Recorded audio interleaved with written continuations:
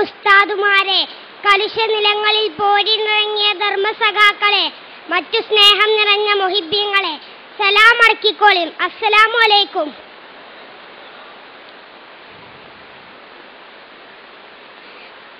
കുറച്ച് ലേറ്റായിട്ടാണെങ്കിലും നമ്മളെ സാഹിത്യോത്സവിന്റെ വേദിയിലാണ് ഞാനും നിങ്ങളും. അല്ല ചങ്ങായിമാരെ, സബ് ജൂനിയർ എന്ന് പറഞ്ഞ 4ാം ക്ലാസ് വരെ അല്ലേ? എന്നാ അതിന്റെ ലാസ്റ്റ് ചാൻസ് ആണ്. ചിന്തിച്ചിട്ടൊരു മന്ദപ്പ്. ഒരീസം സ്കൂളിൽ കളിച്ചാൻ വിട്ടപ്പം ഞാനും എന്റെ ചങ്ങായിമാരും റബ്ബറും തോട്ടത്തിൽ കൂടെ ഇങ്ങനെ നടക്കുകയും അപ്പണ്ട് അവിടെ ഇവിടെ ആയിട്ട് ആൺകുട്ടികളും പെൺകുട്ടികളും യാതൊരു എളുപ്പമില്ല ചൊറച്ചിങ്ങനെ നടക്കണേ. എന്തൊരു കഥ!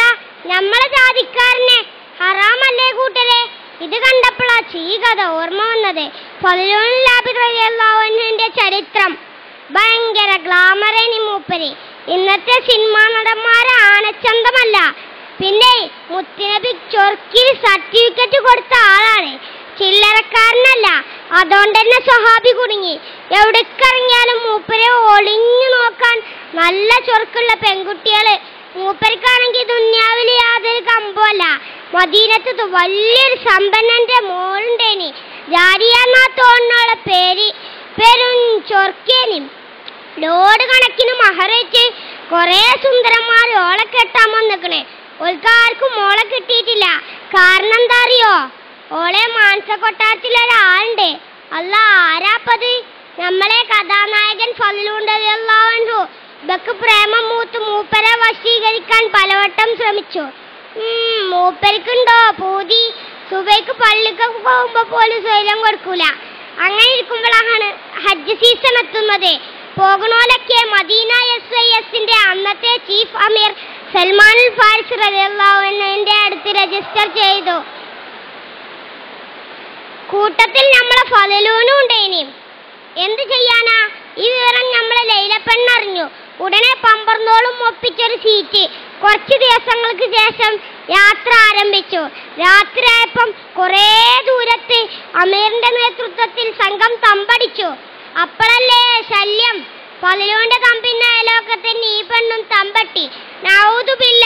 രാത്രി എല്ലാരും ഉറങ്ങിയപ്പോഴല്ലേ പുകില് ഈ പെണ്ണ് ഫളിലുവിന്റെ തമ്പിനകത്ത് കയറി പറ്റിയേക്കണ്.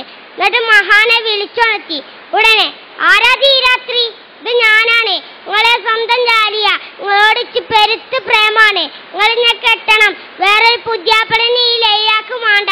ദേഷ്യം പിടിച്ച സ്വഹാബി, പോ പെണ്ണെ, വണ്ടിയും വലിയുണ്ടാക്കാതെ അവളെ ശകാരിച്ചു. ഫളിലുവിനെ വീഴ്ത്താൻ കഴിയൂലെന്ന് മനസ്സിലാക്കിയ ലൈല ദേഷ്യത്തോടെ പ്രതികരിച്ചു. അങ്ങനെയല്ലടാ, ഈ പെണ്ണ് നിന്നെ ഒരു പാഠം പഠിപ്പിക്കും. പിറ്റേന്ന് നേരം വെളുത്തപ്പോ റെയ്ഡാ അമീറിന്റെ നേതൃത്വത്തിൽ. അല്ലാ, എന്താ അറിയോ? ലൈലാന്റെ വജ്രമാല കളവ് പോയിക്കണോലോ. സംഘങ്ങളെ റെയ്ഡ് ചെയ്ത് ഇപ്പം എത്തിക്കുന്നത് ഫളിലുല്ലാഹി റളിയല്ലാഹു അൻഹുവിന്റെ തമ്പിൽ സൽമാൻ റളിയല്ലാഹു അൻഹു പറഞ്ഞു, നിങ്ങളെ ഞമ്മക്ക് സംശയമില്ല, എന്നാലും റെയ്ഡ് ചെയ്യണല്ലോ. നിങ്ങൾക്ക് കേൾക്കണോ കൂട്ടരെ? മാല കിട്ടി, മൂപ്പരെ പെട്ടീന്ന്. സുബ്ഹാനല്ലാഹ്, ആകെ കോലാഹലം. കുറെ ആൾക്കാർ മൂപ്പരെ കുറ്റം പറഞ്ഞു. കുറെ ആൾക്കാർക്ക് വിശ്വസിച്ചാലും കഴിഞ്ഞില്ല. പടച്ചോനെ, അന്നന്തിക്ക് ലൈലാന്റെ തമ്പുന്ന ഒരച്ചും പുളിയും. ഓടി വരണേ, ഇവനെന്നെ അപമാനിക്കുന്നേ. എല്ലാരും പാടെ തുണിന്റെ കോന്തലയും പിടിച്ച് ചാടി വണ്ടി ചെന്നോക്കുമ്പോട്ട് സുബ്ഹാനല്ലാഹ്, ലൈല അല്പവസ്ത്രയായി നിൽക്കുന്നു. പരിസരത്ത് ഫളിലുല്ലാഹി അൻഹു. ജനം വാമായി പിടിച്ചു കെട്ടടായി കള്ളശേഖനെ. കണ്ടാ ഭയങ്കര സൂപ്യ. 2 മഹാകുറ്റങ്ങളായി ഇവൻ ചെയ്തു കൂട്ടിയെ. സുബ്ഹാനല്ലാഹ്, ആകെ കോലാഹലം. എന്തു ചെയ്യും? സൽമാൻ റളിയല്ലാഹു അൻഹു ആകെ കൊയങ്ങി. അല്ലാ, അപ്പം ഭരിക്കണത് ആരാറിയോ? ഉമറുൽ ഖത്താബ. കേസ് കേട്ടപ്പോ മൂപ്പരാകെ ഞെട്ടി. പടച്ചോനെ, ഫളിലൂൻ ഇങ്ങനെ ചെയ്യൂലല്ലോ. അതുണ്ടാകൂല. ഏതായാലും ഈ കേസ് നടത്താൻ നല്ലത് അലി റളിയല്ലാഹു അൻഹു ആണ്. അങ്ങനെ കേസ് അലി റളിയല്ലാഹു അൻഹുവിന്റെ അടുത്ത്. അപ്പൊ തന്നെ ലൈലിയോൾ അടിമി വിറക്കാൻ തുടങ്ങിയിരിക്കണേ. അലി റളിയല്ലാഹു അൻഹു ചോദ്യം തുടങ്ങി ലൈലാനോട്. ഇതൊക്കെ ഉണ്ടായോ? അതെ. മാല എവിടെനി? എന്റെ പെട്ടിയില്. അതെന്തേ അണിയാഞ്ഞു? ഒന്നുമില്ല. പിറ്റേന്ന് ബലാത്കാരത്തിന് ശ്രമിച്ചയാൾക്കും മാല എടുക്കാൻ വന്നപ്പോ അതിന് കഴിയൂലേനോ? എന്താ അറിയില്ല. ഫളിലുവിനോട് ഇതൊക്കെ ഉണ്ടായോ? അതെ, ഞാനൊരു തെറ്റും ചെയ്തിട്ടില്ല. പിന്നെ എങ്ങനെ നിങ്ങൾ ലൈലയുടെ തമ്പിൽ? അല്ലാഹു ആലം. ചെന്ത് ചെയ്യും റബ്ബ് എങ്ങനെയായാലേ. ഉടനെ അലി റളിയല്ലാഹു അൻഹു ലൈലാന്റെ അടിമനെ വിളിച്ചു. ഇവനാണെങ്കിൽ കിടുകിടാ വിറക്കുണ്ട്. പറയടാ, എന്തുണ്ടായി?